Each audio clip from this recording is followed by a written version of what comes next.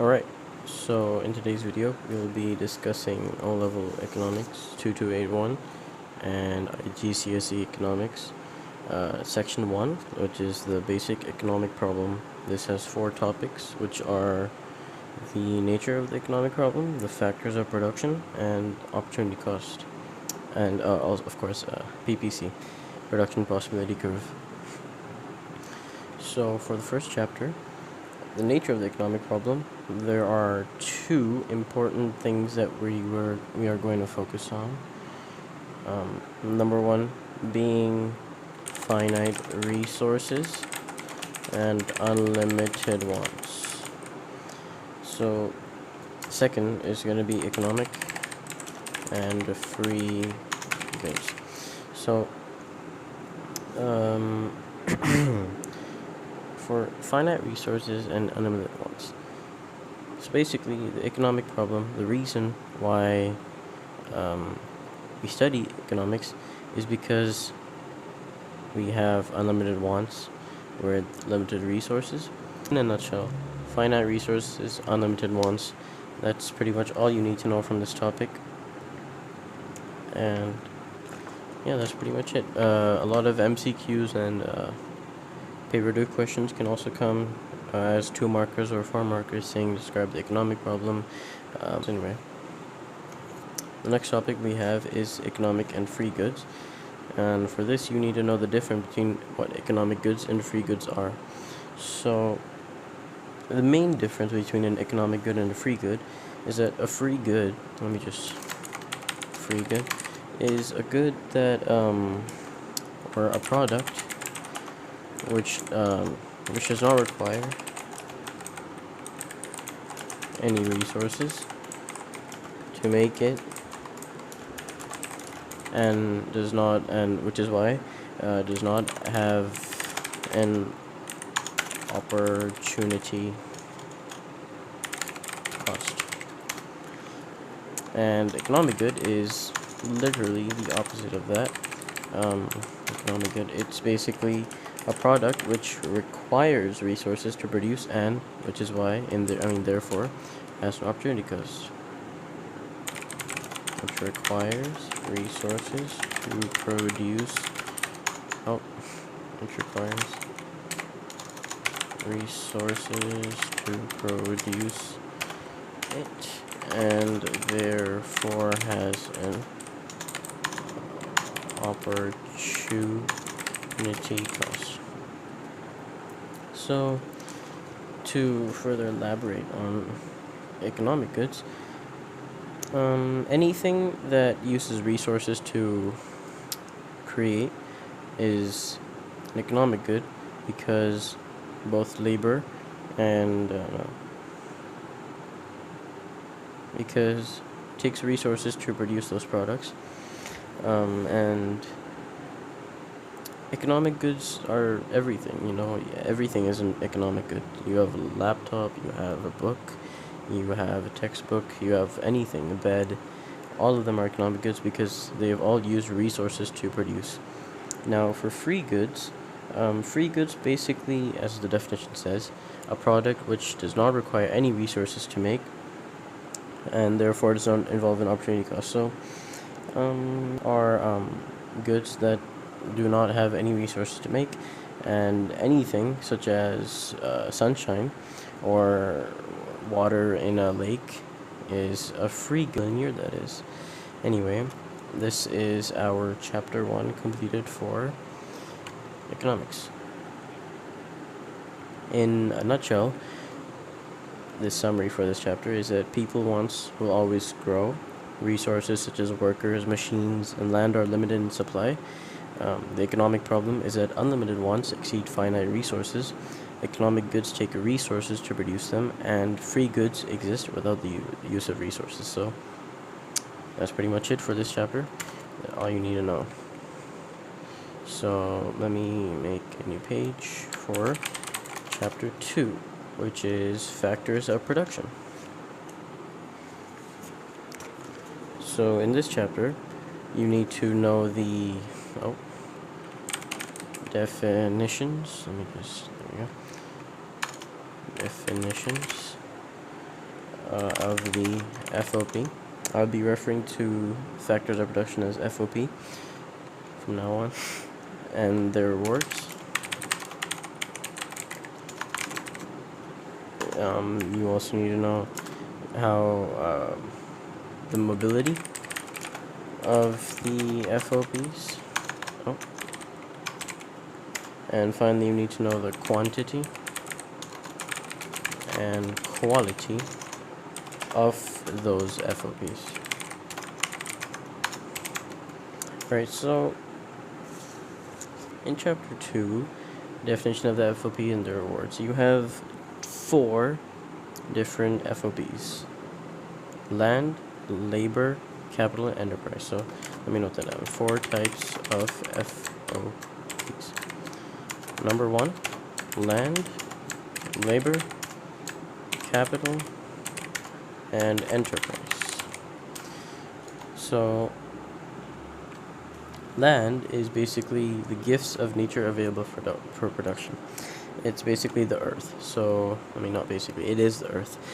Land can be used for agriculture. You could be using it to grow crops.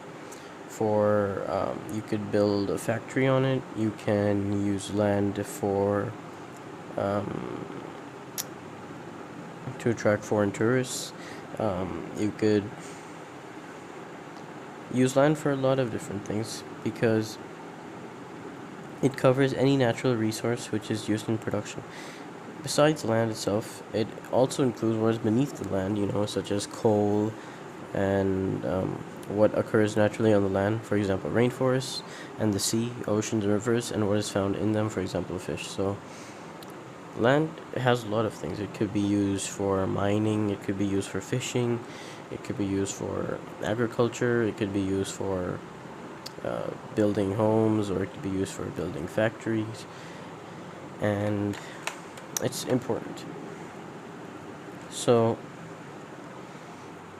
secondly, you have labor. Labor is the human effort used in producing goods and services. But before we go into labor, let me just quickly write down land. Land is the earth. And basically the gifts of nature available for production. Right? Secondly, we have labor. Now, labor is the human effort used in producing goods and services, as I previously mentioned.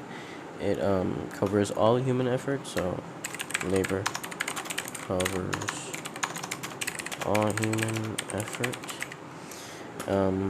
It basically it includes both mental and physical effort involved in producing goods and services. Anyone can contribute to labor, for example, a banker, a doctor, a steel worker, etc. So that's basically what labor is about. And then we have capital. Oh yeah, as along with explaining the definitions, let me also write the rewards, because it's the first point.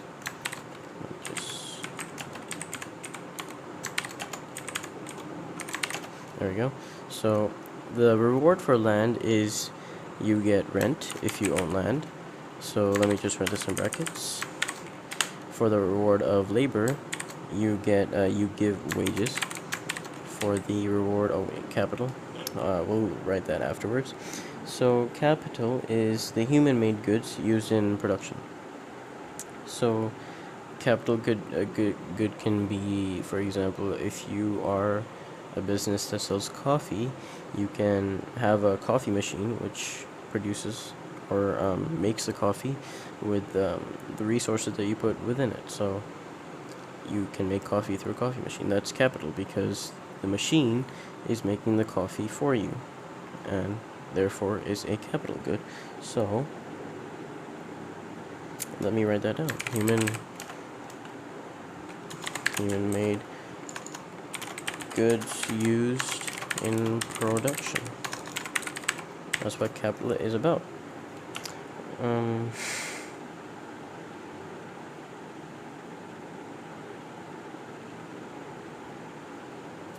Capital goods are not wanted for their own sake, but for what they can produce.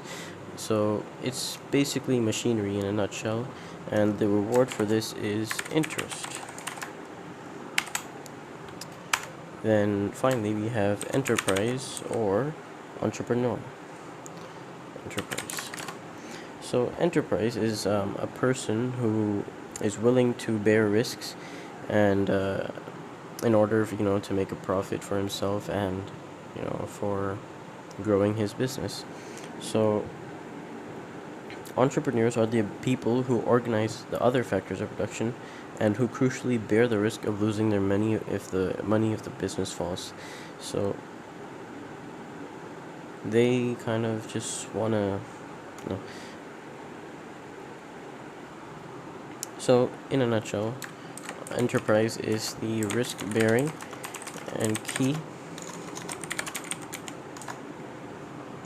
decision making in business. Alright, and the reward for this is, of course, profit. Now that we even list down the definition and the rewards, let's move on to the second point, which is the mobility of the factors of production. So land is occupationally mobile because occupationally mobile basically means capable of changing use. It can be used for many things. For example, you could build a house on it, you could farm on it, you could look for oil on it. So it's very occupationally mobile. So let's write that down. Land occupationally mobile, and geographically mobility. Actually, no. Land is not geographically mobile. It is actually geographically immobile because it's not possible to move a piece of land from one place to another.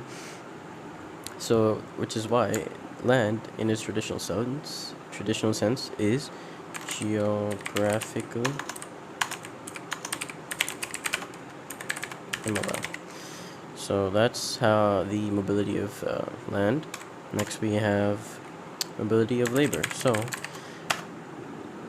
mobility of labor is the ability of labor to change where it works or in which occupation. So some workers may find it difficult to move from one area to another, while some people may find it easy, depending on what job you have. So it is both geographically immobile and occupationally mobile. Actually, it depends. For example, if it's hard for a person to move from one area to another, then it's geographically immobile. There are different causes for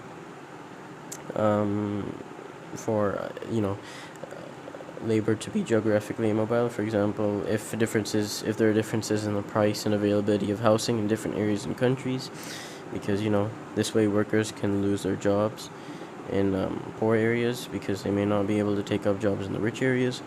There can be family ties. People may be reluctant to leave the country they work in because their family lives there. Differences in the educational system in different areas and countries. People may not be willing to move to a job in a different country because it might disturb their children's education, and parents don't want that.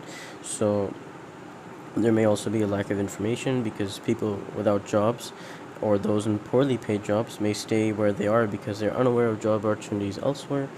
And finally, you have restrictions on the movement of workers. It is often necessary to obtain a work visa to work in another country, and these can be limited in supply. So let's write this down as geographically immobile. It depends on the question. For example, a question can come saying that a person has been offered a job and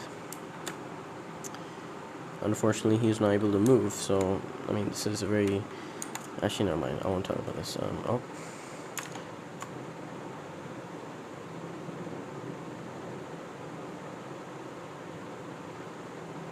You are kidding me. I'm not recording?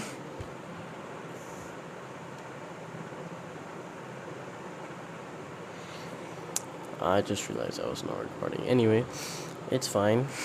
We always have the recording, which is actually exactly what we need. Anyway, so labor can be geographically immobile, or it can be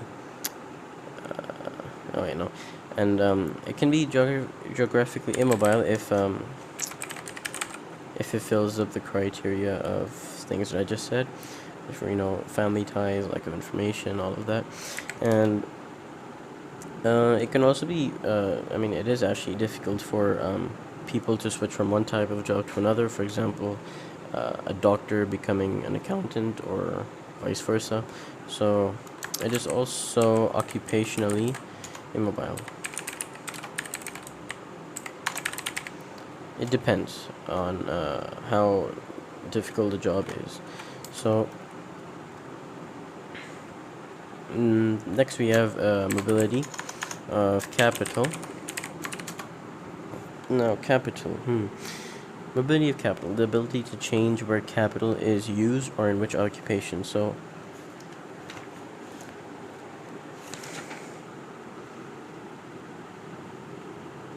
basically, mobility of capital depends on the type of capital. Because, for example, a photocopier used in a bank in one country can be sold to and then used by another bank in a different area, while a coal mine and a dock are fixed in one position, and it's really hard for it to move. A coal mine can't even move. So it really depends on the location and the use of the capital. So let's also write this down as geographically immobile, and they're also occupationally immobile, since their use cannot be changed, as they have been made for a specific purpose. In contrast, a delivery van used originally by a book publisher may be bought and employed by a toy manufacturer to distribute its products. So it's also occupationally mobile, since it can be changed. A van is always going to stay a van. A watch is always going to stay a watch. No, actually, no. A laptop is always going to stay a laptop, and etc. So let's write this down as occupationally immobile. Finally, we have enterprise. Ability of enterprise. So, a mobility of enterprise is the ability to change where enterprise is used or in which occupation. So, it really depends on the mobility of entrepreneurs. For example, enterprise is the most mobile factor of production, because if you're an entrepreneur, you'd be more likely to be able to adjust to changes in your company or your business, and you'd want to fix them if there are any sort of problems. So the skills involved in being an entrepreneur can be applied in every industry. Someone who has borne uncertain risks and organized factors of production in the car industry should be able to do this in, for example, the textile industry too. Apart from being occupationally mobile, enterprise is also geographically mobile. Someone who has been successful in starting up and running a business in one country is likely to be successful in another country as well. So, for enterprise, they are both geographically and occupationally mobile. Now that we've talked about the mobility of the factors of production, let's move on to the quantity and quality of the factors of production. So the quality and quantity of land. Let's note this down. Land again. Let me just zoom. There we go. So the amount of physical land in existence does not change much with time.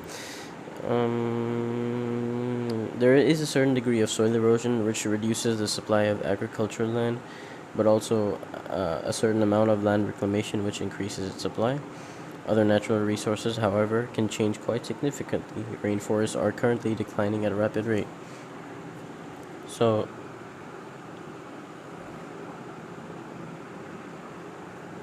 the quantity of land is not likely to change anytime soon you can artificially, what's the right word, make land like they have in Dubai, but it's not really practical. So we can write it as a fixed quantity,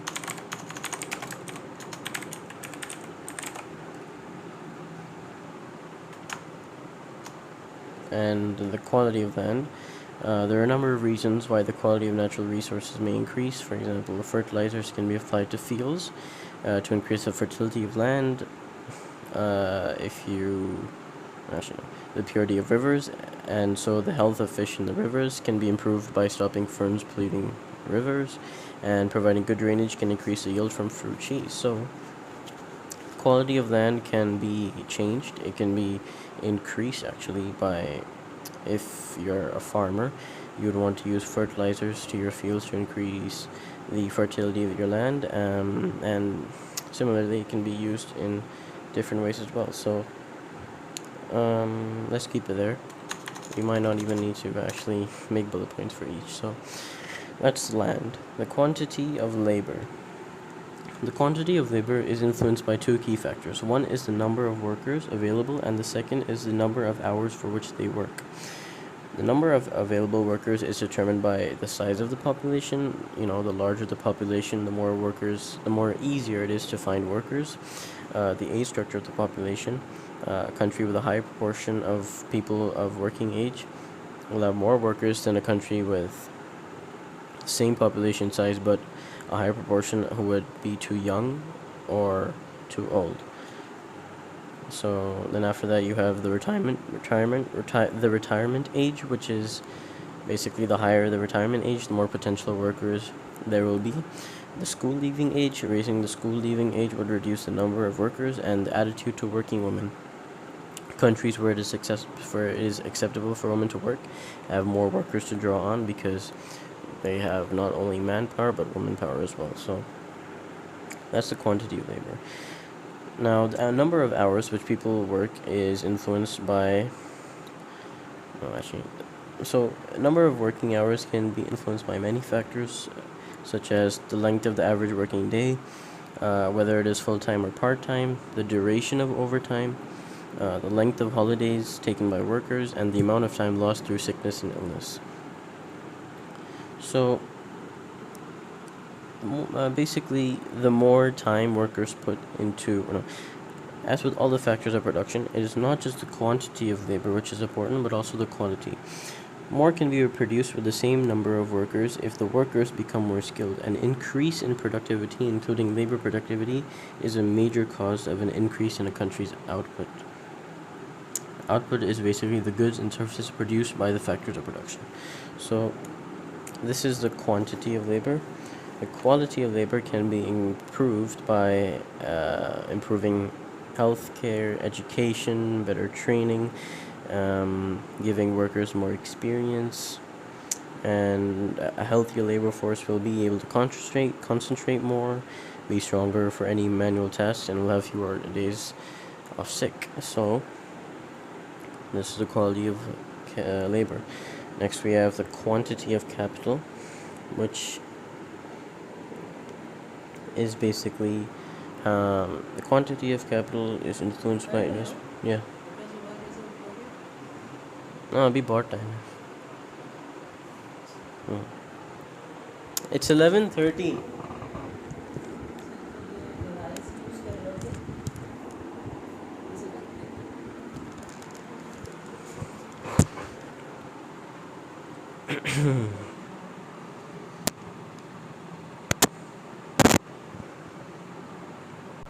Alright, so the quantity of capital.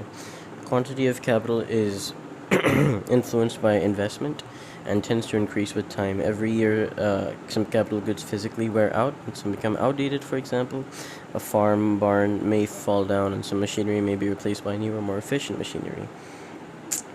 So, the total value of the output of capital goods produced is referred to as the gross investment, which is the total spending on capital goods. The quantity of capital basically is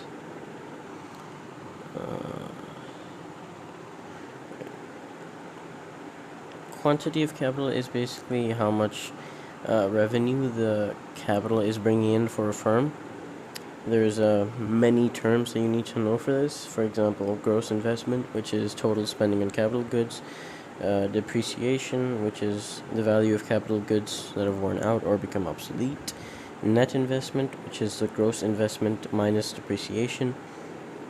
And negative net investment, which is a reduction in the number of capital goods caused by some obsolete and worn out capital goods not being replaced. Occasionally, gross investment may be lower than depreciation. This means that some of the capital goods taken out of use are not replaced. So basically,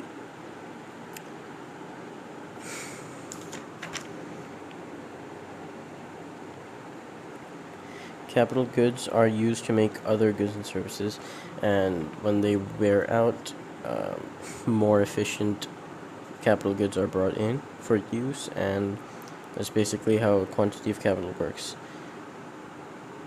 Quality of capital is decided on the fact that like in advances in technology, which enable capital goods to produce a higher output and a better quality output.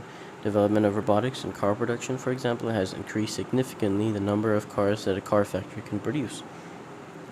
And that's basically it for quality and quantity of capital. Finally, we have the quantity and quality of enterprise. Quantity of enterprise, in easy words, will increase if there are more entrepreneurs. More entrepreneurs means more businesses, freelancer businesses to be specific, and a good education system, including university degrees, courses in economics and business studies, may help to develop entrepreneurs and an economy. Lower tax on firms and a reduction in government regulations may encourage more people to set up their own businesses. Sometimes a disproportionate number of immigrants become entrepreneurs. There are people who have had the drive to leave their home country in search of a better life, and this drive often leads them to become entrepreneurs in the new country, and so on and so forth. So after the quantity of enterprise, you have the quality of enterprise. And the quality of enterprise can be improved if entrepreneurs receive better education, better training, better healthcare, and similar. And it's basically the same to labor. More experience can be particularly significant in the case of entrepreneurs. Very successful entrepreneurs have often set up businesses in the past, some of which may have failed, but there are often ones which succeed and become extremely popular. The knowledge and understanding they have gained, for example, helps them to create a new and successful business. And that is basically chapter 2 completed. So everything you need to know for chapter 2 in a nutshell is that there are 4 factors of production, which are land, labor, capital, and enterprise. Land is a term covering all natural resources. Some natural resources are renewable, whereas others are non-renewable. Whilst most land is occupationally mobile, land in its traditional meaning is geographically immobile. Labor involves the mental and physical effort workers put into producing goods and services. Labor involves the mental and physical effort workers put into producing goods and services. The quantity of labor is influenced by the number of workers and the number of hours for which they work. The size of the labor force is influenced by the size and age structure of the population, the school leaving age, the retirement age, and attitudes to working women. The quality and occupational mobility of labor and attitudes to women working. The quality and occupational mobility of labor can be increased by better education and training.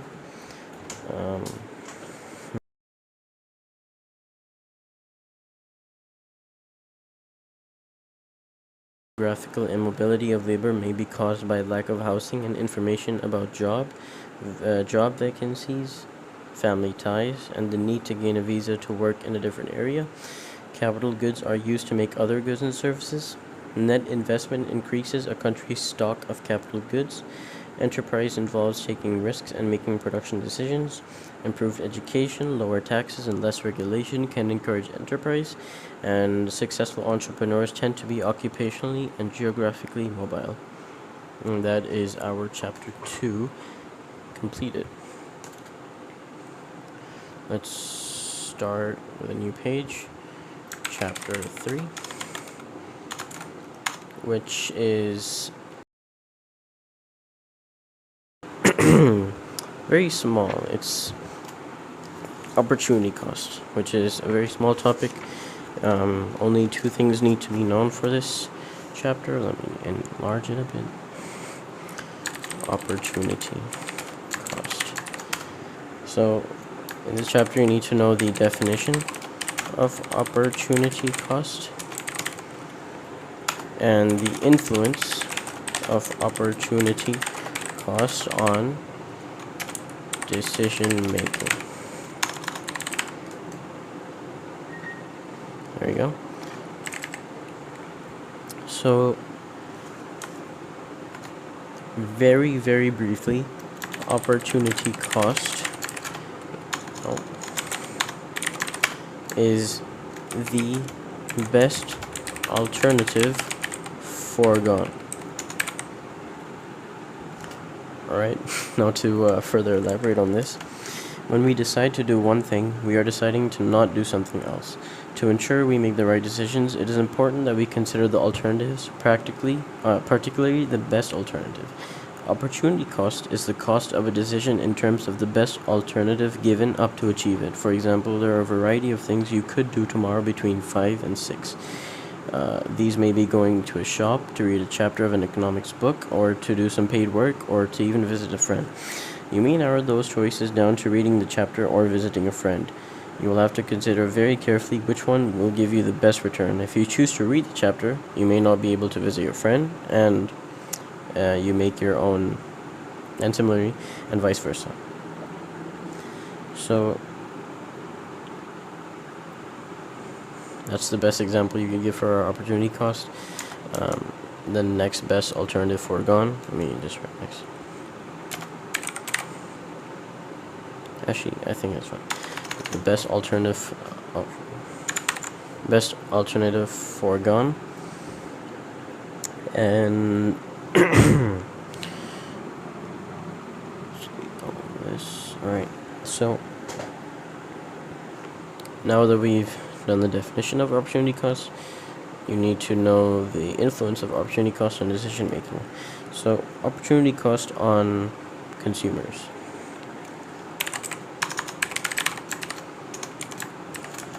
Consumers are buyers and users of goods and services. All of us are consumers. The vast majority of us cannot buy everything we like. For example, you have to choose which economics dictionary to buy. You will probably consider a number of different ones, taking into account their prices. The choice will then tend to settle on two of them. You are likely to select the one with the widest and the most accurate information coverage. The closer the two dictionaries are in quality and price, the harder the choice will be. So, this is pretty straightforward. I guess I could summarize this by writing that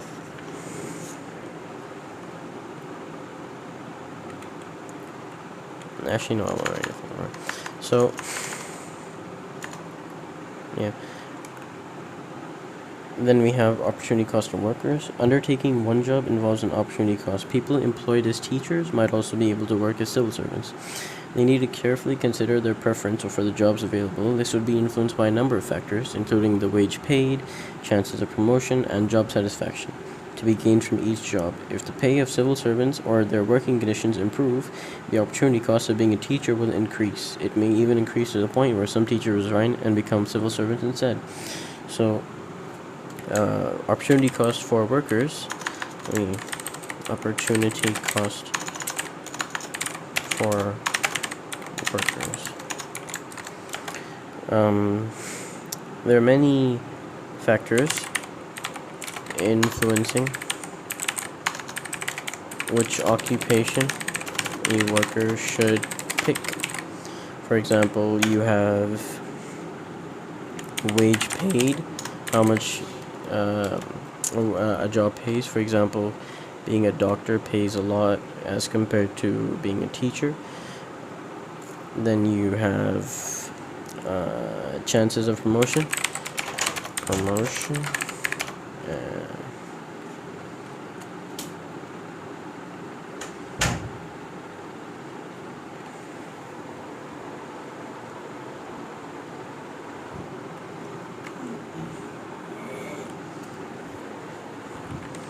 and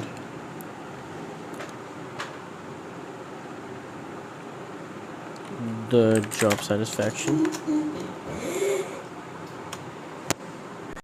You have job satisfaction, which is how much a person is satisfied with their job, how much they are willing to actually do it.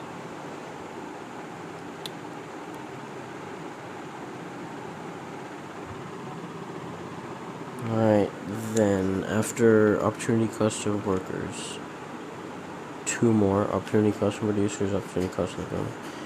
Okay. Producers have to decide what to make. If a farmer uses a field to grow sugar beet, he cannot keep cattle on that field. If a car producer uses some of his factory space and workers to produce one model of a car, he cannot use the same space and workers to make another model of the car at the same time. In deciding what to produce, private sector firms will tend to choose the option which will give them the maximum profit. They will also take into account the demand for different products and the cost of producing those products. And finally, we have opportunity costs and the government. Government has to carefully consider its expenditure of tax revenue on various things. If it decides to spend more on education, the opportunity cost involved may be a reduced expenditure on healthcare. It could, of course, raise tax revenue in order to spend more on education. In this case, the opportunity cost would be put on the taxpayers. To pay higher taxes, people may have to give up the opportunity cost to buy certain products or to save. So it's like a chain.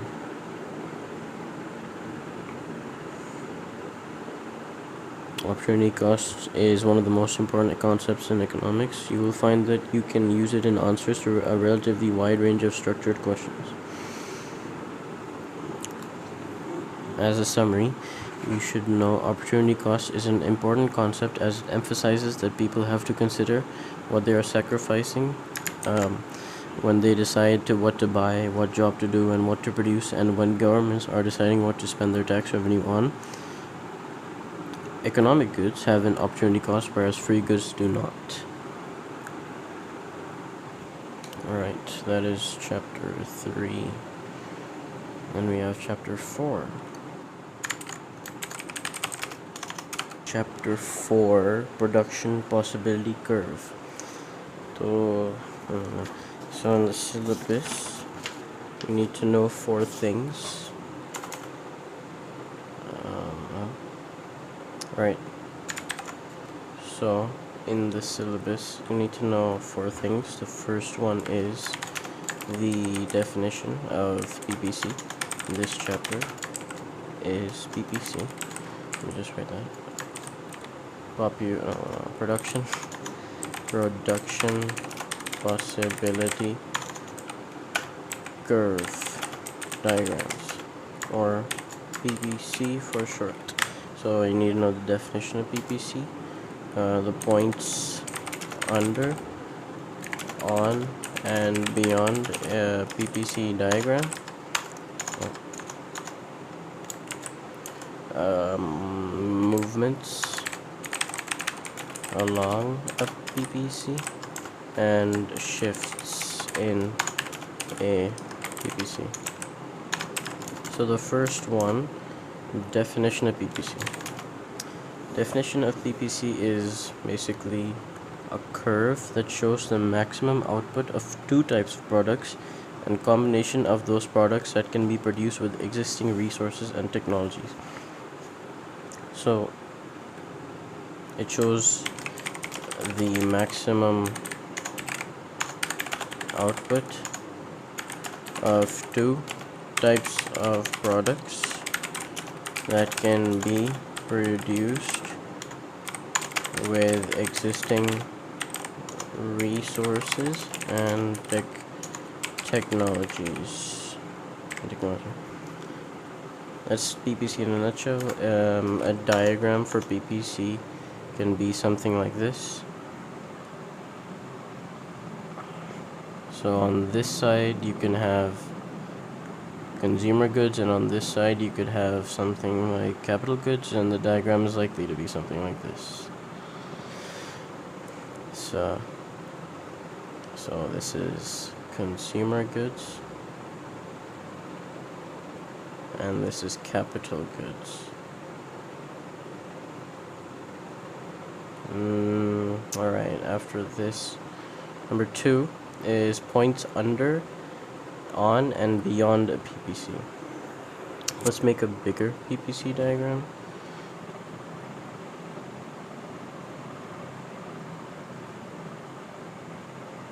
Alright.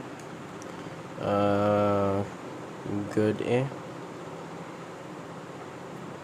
and good B. Let me just erase this. Oh. Alright, and good B.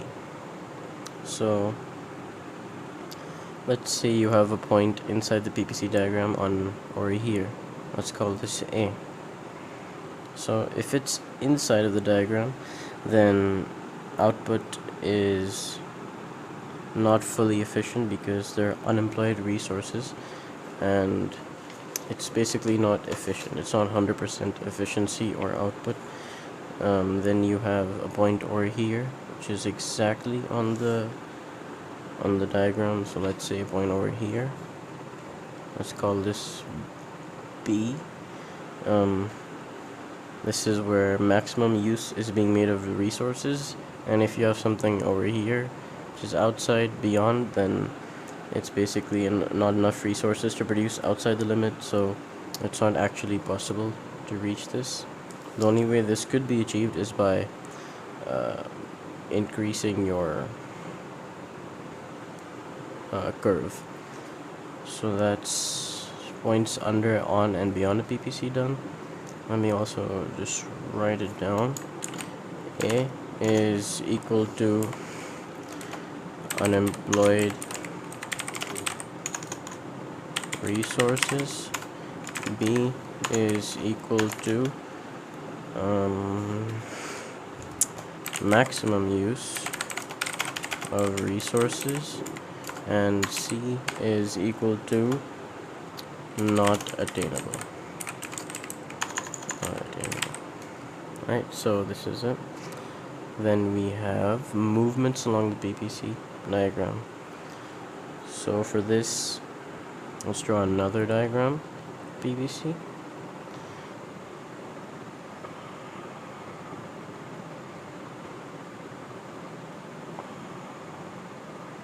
Let's call this manufactured goods, so MANU, manufactured goods, and agriculture goods, right? So, alright, so let's say this is 75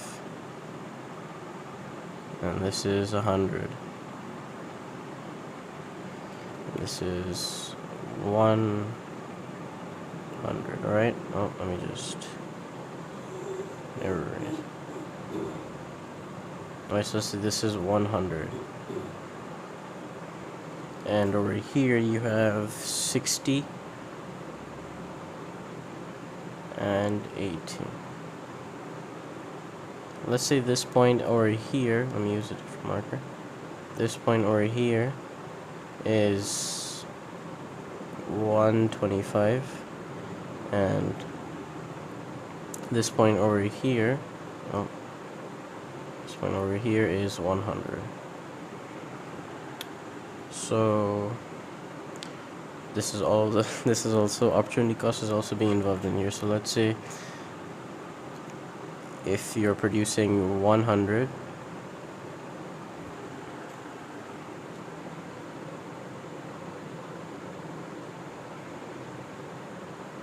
let's make it like this. Right, so if 100, no, actually I'm cutting this whole thing.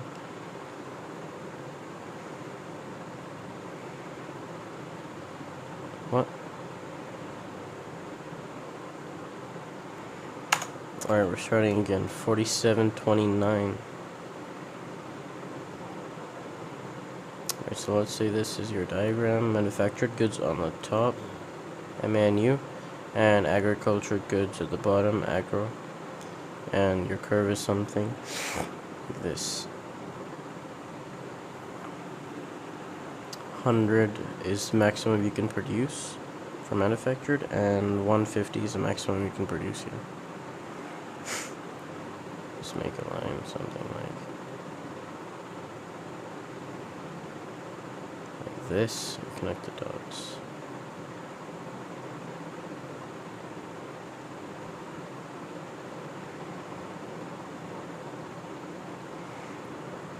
Let's say this is 80, and this is 60, this is 50, and 100.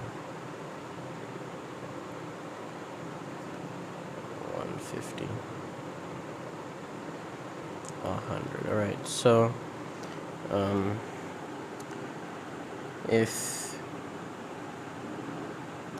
countries initially deciding to manufacture 80 manufactured goods, then it'll be able to produce 50 agro goods alongside with that. But if it decides to produce 60 manufactured goods, then the agro goods will be increased. Like, it'll increase. The agro goods will increase from 50 to 100. So basically, there's opportunity cost involved. If you produce 50 agro goods instead of, let's say you produce 50 more, no, what should I say,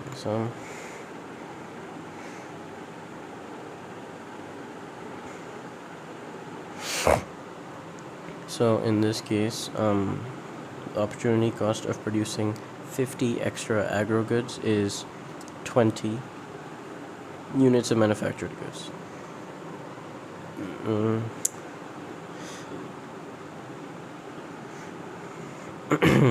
Now, there's also a situation where resources are equally suited to producing both types of products. So let me draw this right here. Pair of socks,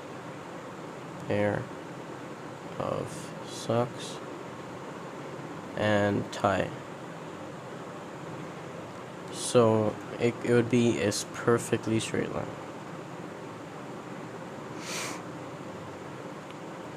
Actually, let me bring out the ruler. Now let's bring this right here. It'd be a perfectly straight line.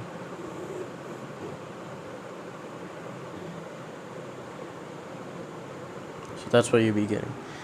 This happens when resources are equally suited to producing both types of products, where the opportunity cost remains constant. So in this case, the PPC is a straight line. And yeah, it's a less common scenario though. So let's keep this as 45 and 90, let's say. So then the opportunity cost of producing one more pair of socks remains at 2 ties at the output as the output of the socks change. So finally, after movements along the PPC, we have shifts in the PPC. So a PPC, let's use a rainbow color. So PPC can shift either right or left. So it can either go outwards or it could go inwards. Let's say if there is an increase, let me just write it down. If there is an increase in quantity or quality of resources, then the curve will shift outwards. But if there is a decrease in the quantity or quality of resources, then it will shift to the left. The consequences of a shift in the PPC is that if it shifts to the right of the curve, then the country's productive potential increases as well, because it will be capable of producing more. This is referred to as potential economic growth. To take advantage of this increased capacity, the extra or better quality resources have to be employed. output increases, a rise in a country's output is the actual economic growth. So this whole chapter in the summary is a PPC can be used to illustrate opportunity costs, as shown over here, 100 and 125. A point inside a curve indicates unemployed resources. A point on the curve shows full use of resources, and a point to the right of the curve is currently unattainable.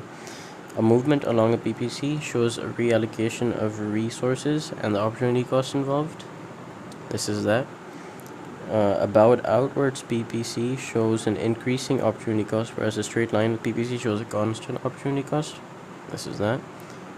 And then finally, an increase in the quantity or quality of resources will cause a shift of the PPC to the right and an increase in productive potential. And that is it. Entire section 1 of economics exam completed. That's the end of this video.